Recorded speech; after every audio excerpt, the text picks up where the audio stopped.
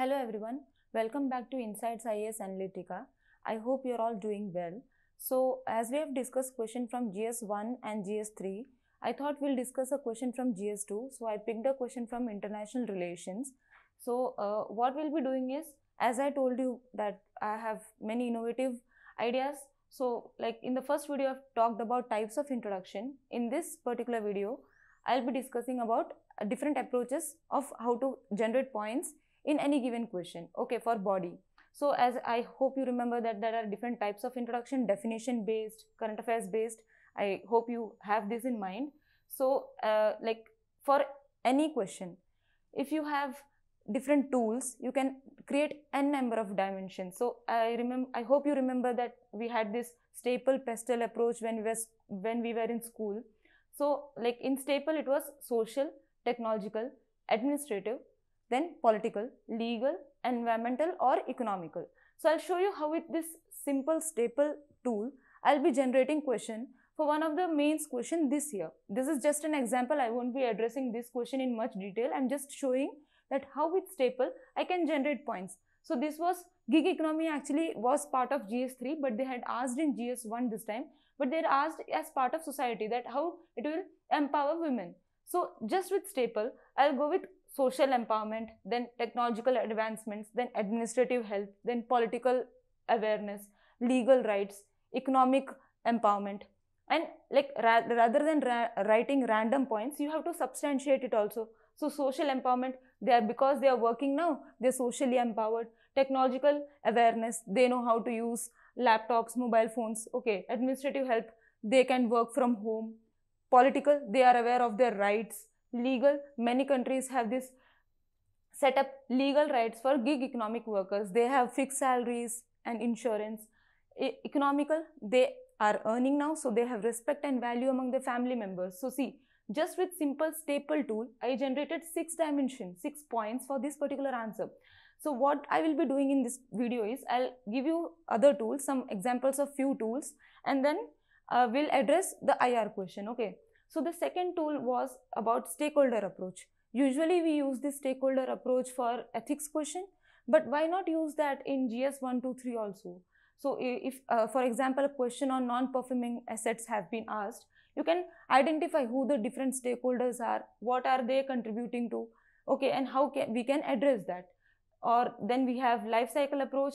So usually in any question of society, this life cycle approach can be used. So like if for example a question on discrimination against women, you can start with how a girl baby is discriminated till or till she attains the age of old age, that till that time she goes under like discrimination, okay, gender discrimination has been done against her.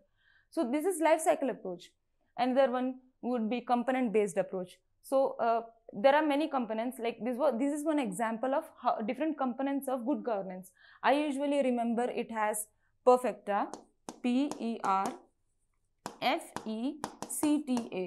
Like I created different mnemonics for particular things. So this was participatory, equitable and inclusive. Then R is responsive, F is follows the rule of law, E is effective and efficient, C is consensus oriented, T is transparent and accountable.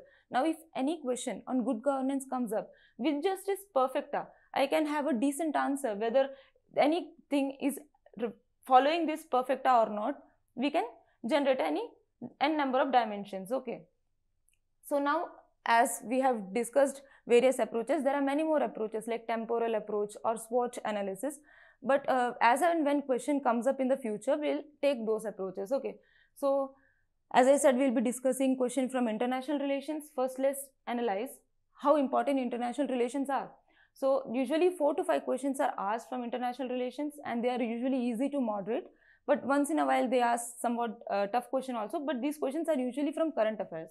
So the tough questions are like in 2019 they asked about image of India as a leader of the oppressed and marginalized nations. Then in 2017 they asked about ECOSOC and its functional commissions. 2016 they asked about McBride Commission. So you can see sometimes tough questions also comes up, but with these approaches we can like somewhat address these questions, okay. So the question that I picked today is this, that the USA is facing an existential threat in the form of a China that is much more challenging than the erstwhile Soviet Union, and the directive given was explain. This was a 10 marker. So as we did in the previous videos, we have this.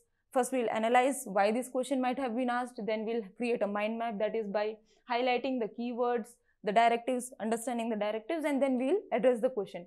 So let's see why this question might have been asked by UPSC. This was in current affairs continuously for the past 1 year. Most of the papers had covered this, that the new Cold War is coming up between USA and China. So that's why this question might have been asked by UPSC. Okay. So now as we know the relevance of why this question might have been asked, let's highlight the keywords, because that's how we start our answer. So here the keywords were USA, then existential threat, then the second country was China, much more challenging than Soviet Union. So once we highlighted the keywords, here directive is explain. We know what explain is, we did it in the first video. It has been taken from the syllabus, effect of policies and politics of developed and developing countries on India's interest. So now we know what we have to create a mind map. Okay, so we know that the question was current affairs, so we can write current affairs based introduction itself. Now I don't know much about what I can write here, so what I will write, I know that in news we get this trade wars, economic competition, so why not write that in the first introduction? So I'll write that USA's global hegemony is under threat because of rising China. We can see it in the form of trade wars, economic competition, asymmetric warfare. Okay, this was one introduction with minimum knowledge that I had. Now, if you have statistics and data with you, it is very good. So if that is the case, then you can write introduction to that. Global rivalry, competition and contention between USA and China is rising because of which many experts have called it that a new Cold War is coming up. Okay, so this new Cold War term was given in newspaper. So that's how with little data you can give second type of introduction. Now as we have addressed the introduction, let's see how we can address the body. So with international relation is that whenever a question on any country has been asked, it is preferable that you draw a map. Okay, so as the question was discussing about USA's relation, USA's threat, Cold War with Soviet Union and then the new Cold War with China, you could have drawn a simple map like this, highlighted how it had a old Cold War with Soviet Union, then a new Cold War with China, and then you can give some evidences what the new Cold War, how we can see that a new Cold War is coming up. Okay, so here trade war was there, currency wars, China's salami slicing. I'll explain what salami slicing tactics of China is. Usually what China does is, it takes up some territory of one particular country, then it waits until the opposite country is resisting, then it backs out, then again it will take up territory, like how it is doing with the South China Sea, with India only, like Doklam issue. That is salami slicing strategy of China. Okay, so you can draw this type of map and show. Now once we have drawn the map, let's see how to address, like create dimensions for our answer. So like whenever I get any international relation question, so that I can create more dimensions, I had made this mnemonic. It is a formula that I call it. It is TPSC, like P square, S square, C square, E. So I call it Tamil Nadu Public Service Commission exam. Like it's a very lame mnemonic, but it's okay. Like you can remember. I'll tell you how. So T is technology, P is people to people ties as well as political, S square is security, strategy, C is connectivity, cultural, E is economy. See, I have 8 dimensions here just by Tamil Nadu Public Service Commission examination. It's lame, I know. You can have your own mnemonics, but this is like, I preferred this. So now with this, I'll be generating points. I'll show you how. So before, like this I've given in tabular format because I was explaining it here. You can write in paragraph format also. So before writing this, as I have in the diagram written about old Cold War and new Cold War, it's better to give brief introduction of what old Cold War was about and how the new Cold War came up. So it's like after 1991 USSR disintegration, the world was unipolar, that USA had control over the world, but then it turned into multipolar world, and now China is coming up, okay, as a competitor for USA. That's how a new Cold War is coming up. After writing like 2-3 lines about that, you can start with, like I have given in a tabular format so that it is easy for me to explain to you people, but in examination you can write in paragraph format also. So like as I said, the features here I have given is about TPSC square E. That is what I have explained here, and here I have explained like political, as I said. So politicals, what was the political condition of USA and USSR in the old Cold War, and now what is it? So earlier we know that USSR, that is Soviet Union, follows socialism and they were overt about it, and USA follows capitalism. So these three doesn't go hand in hand, so that was over confrontation. But now what China is doing is that it is claiming that it is a one party rule democracy, but we know that it is authoritarian rule. So it is indirectly encountering threat. So it is like more challenging that what USA faced with USSR. Okay, now that it is also challenging the US-led global order, that USA had main stake in IMF, but this China has created AIIB now. So that's how it is challenging USA. Another is strategic. That time the world was bipolar. That was, one was USA bloc, another was USSR bloc. But now it has become multipolar. But in multipolar world, they have created these alliances. So China, Russia, Iran have formed one alliance. USA, UK, Australia, there's AUKUS. That is another alliance. So this type of alliances are also formed. So that's how China is now attacking US, like challenging US. Then hegemonic challenge. China is coming up with 9 dash lines and threatening USA's allies. Like it has even dispute over Senkaku Island, which is Japanese island, and it is they know that Japan is ally of US. So that's how it is challenging US. And USA has also come up with pivot of Asia and Quad to retaliate these Chinese claims. Okay, so that was strategic. Now security. Let's see how security. So both the, like in the old Cold War, what happened was they had conventional nuclear weapons. Usually the war was based on this type of challenges. But what happened is China now understands that USA is ahead of them in this conventional nuclear weapons because they had advantage. So what China is doing, it is coming up with asymmetric warfare. So what asymmetric warfare is, it is unconventional method of warfare where it is using this cyber attack, then the space satellites missions. So this is how it is attacking, challenging China's USA's hegemony. Okay. Then it is connectivity. China has come up with One Belt, One Road initiative, because of which is USA and its allies are feeling threatened. Okay, then cultural. That time it was regulated society, but now China is directly attacking America's value system, that is democracy. So this Taiwan and Hong Kong had democracy, but China is meddling in their election.